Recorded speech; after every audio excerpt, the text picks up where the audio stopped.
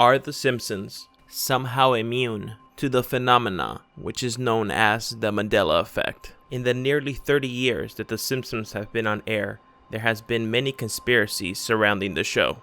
From those that believe that they're able to foresee future events, to others that believe that the Simpsons are somehow connected to the Illuminati. However, recently while doing research for this channel, for various videos, I started to notice a trend. Many times while looking for evidence that something had changed, I would often run into a Simpsons clip that would reinforce that the change had occurred, or what is often referred to as residue in the Mandela Effect community. Often, skeptics of the Mandela Effect attribute the Mandela Effect to bad memory. If that is the case, The Simpsons show must have employed writers with horrible memory over the past nearly 3 decades. Anyways, here are 10 examples of Mandela Effect residue found in The Simpsons. The first one we're going to take a look at is this one from The Wizard of Oz. This is a very popular quote, and it's spoken by the witch, where she sends her flying monkeys to attack. People remember this one as "Fly, my pretties, fly." However, that is never said during the movie. The actual quote is just simply "Fly, fly, fly." Now let's take a look at what Mr. Burns has to say about this one. Fly, my pretties, fly! For our second example, we're going to be taking a look at this one. This one is extremely popular, and it comes from Snow White. I think everybody knows this one. People remember it as "Mirror, mirror on the wall." However, the actual quote is "Magic mirror on the wall." For this one, we're going to turn to Homer. Let's see what he has to say about this one. Mirror, mirror on the wall, who's the baldest of them all? Next up, we have one from Star Wars. This one, of course, is a very iconic quote. People remember this one as "Luke, I am your father." However, that is not the quote. The actual quote is "No, I am your father." For this one, we have 2 different clips. Let's take a look. Luke, I am your father. Luke, I am your father. This next one is a historical Mandela Effect, and it has to do with the abduction of Charles Lindbergh's son, Charles Lindbergh Jr. This story captured the attention of people worldwide, and the Mandela Effect related to this story is that many people remember the child never being found. However, that is not the case. The child was found deceased, and the person responsible was caught.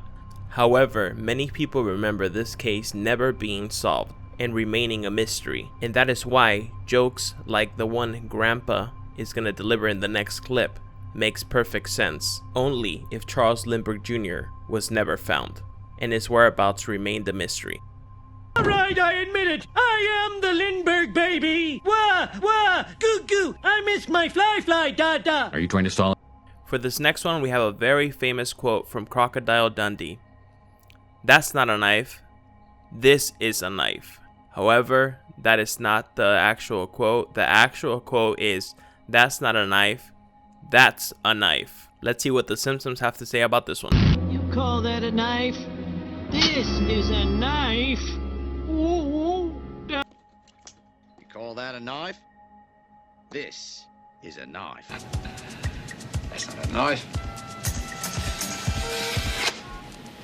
That's a knife.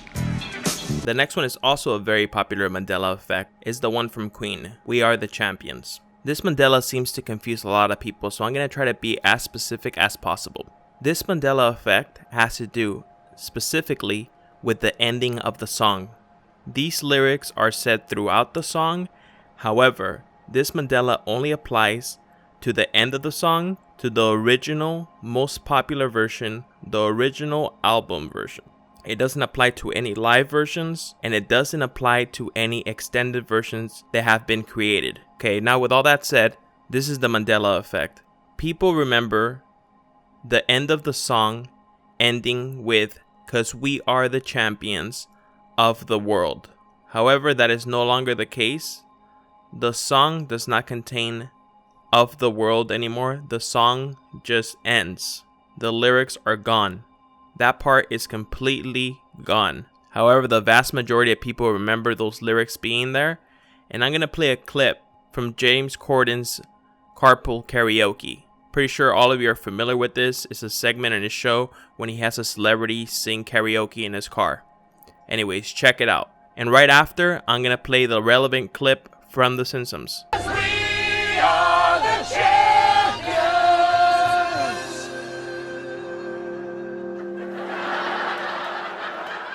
Of the world. Does he not do an of the world?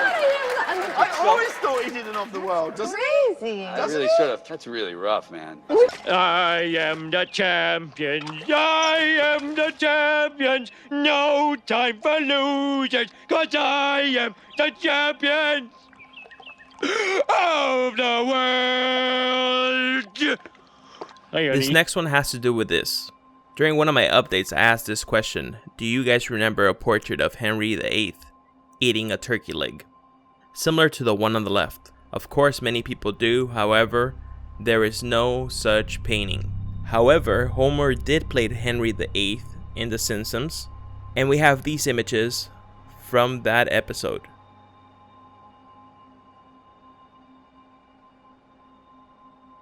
The next one is also a very famous quote, and it's between Tom Cruise and Jack Nicholson, and the movie is A Few Good Men. The quote comes from this exchange. It was either A, I want the truth, Jack, you want the truth, you can't handle the truth, or B, Jack, you want answers, Tom, I want the truth, Jack, you can't handle the truth. And the correct one is B, you want answers. However, of course, many people remember A.